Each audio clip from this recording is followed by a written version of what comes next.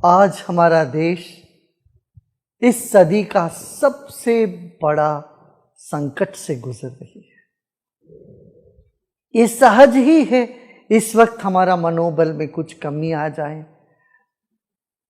उदास हो जाए। आजू बाजू देखते हैं अपने मित्रों का और रिश्तेदारों की जो कष्ट है, तकलीफ है, कई लोग अपने रिश्तेदारों को खो बैठे हैं।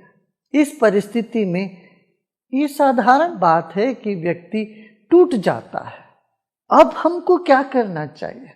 ऐसी परिस्थिति है जहां मृत्यु का तांडव देख रहे हैं, जहां बीमारी बढ़ रही है, दुख और दर्द भरा हुआ आवाज चारों ओर से हमको सुनाई दे रही।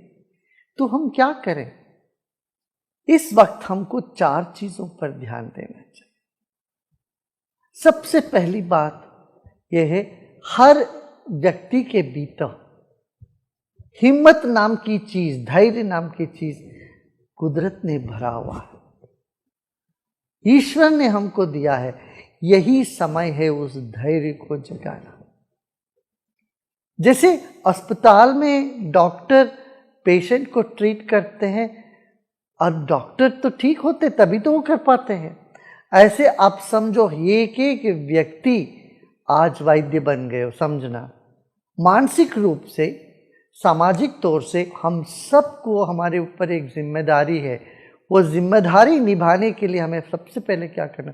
हमारे भीतर की जो धैर्य है, शौर्य है, जोश है, जोश को जगाइए। जोश को जगाने से उदासीपन अपने से दूर हट जाएगा और यही समय है वो जोश जगाने का और होश संभालने का। दूसरी बात है होश संभालना। होश संभालने से हम भावुकता में आके बह नहीं जाएंगे, जिससे हम बाद में अफसोस करते रहेंगे। जब भी भावुकता से हम बह जाते हैं बाद में अफसोस होता है। इसलिए दूसरी बात यह है कि हम अपना होश संभालें। अपना दुख तो बड़ा है ही, मगर जब हम दूसरों के साथ देखते हैं उनका दुख हमसे भी बड़ा है, तो इससे भी हम सेवा प्रवृत्ति में लगने का सहज ही प्रेरित हो जाएंगे।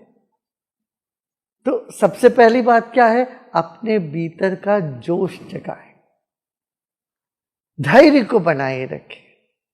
जब हम धीरज रखते हैं, धैर्य रखते हैं, हम हिम्मत और लोगों में भरने के लिए काबिल होते हैं। जब हम खुद ही टूट जाते हैं, हम किसी के काम में नहीं आएंगे। ईश्वर ने दिया है धैर्य, यह समय है हम अपने भीतर का जोश को, धैर्य को जगाएं। ये सबसे पहली बात है। दूसरी बात क्या है? हम सबके भीतर करुणा है। जब सब पार्टियां हो रही है, जब सब बढ़िया है, मौज कर रहे हैं, उस वक्त करुणा की क्या आवश्यकता है? करुणा का कब आवश्यकता है? जब व्यक्ति उदास है, दुखी है, दर्द से पीड़ित है, यहां करुणा अपने भीतर जगाएं। करुणा जगाने का मतलब यह है कि हम सेवा कार्य में लग जाएं। अपने से जो हो सकता है वो सेवा हम दूसरों को करें। आपने सुना होगा एक नर्स, उसकी खुद के परिवार में किसी की मृत्यु हो गई, मगर वो अस्पताल में डटी रही, सेवा करती रही, ताकि उनको पता था कि और यहाँ जो मरीज है उनका देखभाल करने का जिम्मेदारी है मेरे ऊपर है। ये इस भाव से वो सेवा में डटी रही। तो करुणा और सेवा का मनोभाव हम अपने भीतर जगाएं। सबके भीतर है ये, ऐसा नहीं है कि नहीं है, कहीं से हमें लाना है। हर एक व्यक्ति के भीतर छिपी हुई है सेवा भाव। तो यह समय है उस भाव को प्रकट करने का। सेवा में लग जाएं, तब भी हमारा मनोबल बढ़ जाता है। ये दूसरी बात। तीसरी बात यह है, जैसे हमने कहा जोश को तो जगाया, मगर होश संभालना है। जो नियम है, कानून है, उसका पालन करते रहना है, औरों को भी उससे प्रेरित करते रहना है, होश संभालना है। ये भी बड़ा आवश्यक कदम है हम सबको उठाने के लिए। क्यों? जब हम दुखी होते हैं, हमारा मन में अस्थिरता आती है, हम अस्वस्थ लगते हैं मानसिक तौर पर, तब होश को बैठते हैं। उस वक्त हम जो भी करते हैं उस पर हमें अफसोस होने लगता बात। तो होश संभाला, ये कैसे संभाल? कुछ प्राणायाम किया करें, ध्यान किया करें, मंत्रों का उच्चारण किया करें। इससे क्या है, एक अनूठी अद्भुत आत्मबल हमको प्राप्त होता है। इस सदियों से हमारे पूर्वज करते आए हैं।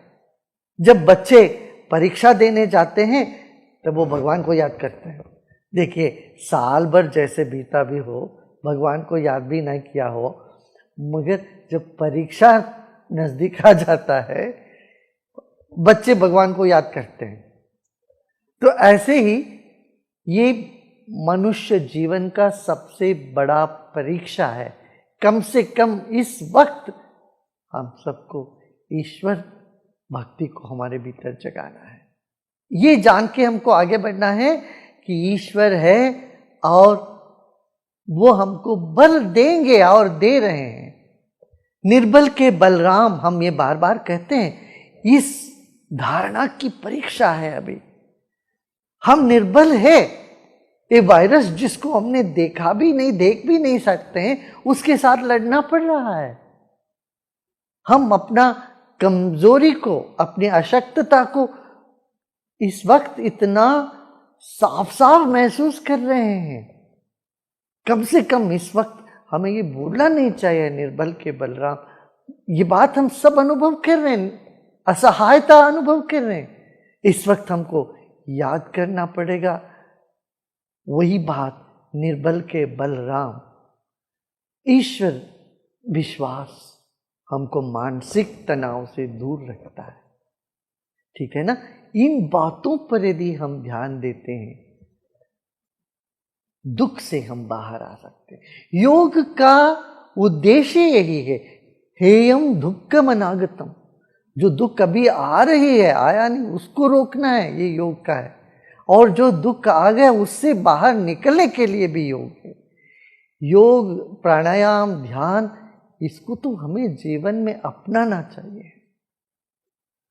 और साथ ही साथ अपना भोजन पर ध्यान दें, सही सही भोजन करें, आयुर्वेदिक चीजों को अपना जीवन में उपयोग करें। हल्दी लीजिए, अमृत लीजिए, गुडुचि अमृत, यष्टि मधु। कोविड के बाद भी बहुत कमजोरियां होती है शरीर में। इस कमजोरी से बाहर आने के लिए भी हमें योग और आयुर्वेद का शरण में जाना पड़ेगा।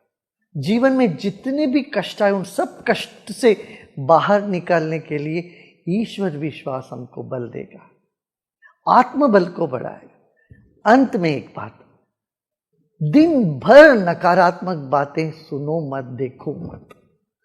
आप टेलीविजन के जरिए, माध्यम के जरिए, लोगों के जरिए बात क्या होती है, एक ही बात होती है, क्या बीमारी बीमारी बीमारी। नहीं, इससे हट के कुछ सकारात्मक बात करें, पॉजिटिव बातें करें। बातों से बढ़ जाती है समस्या, जो भी है।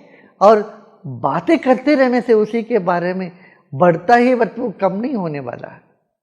इसलिए नकारात्मक मानसिकता और नकारात्मक बातों से हमें बचना चाहिए। जितना कम हो सके उतना कम करना चाहिए इन बातों। और जो वातावरण जो बोझिल लगता है उसको हल्का करने की हर व्यक्ति कोशिश करे। ये निश्चित है, हम अवश्य इस संकट से बाहर आएंगे और विजेता बन के आएंगे। जब भी कोई ताकत हमको दबाने की चेष्टा करी, हम और बलवान होके उससे निखरते आए हैं। इस बात को हम याद रखें। हाँ, याद है ना।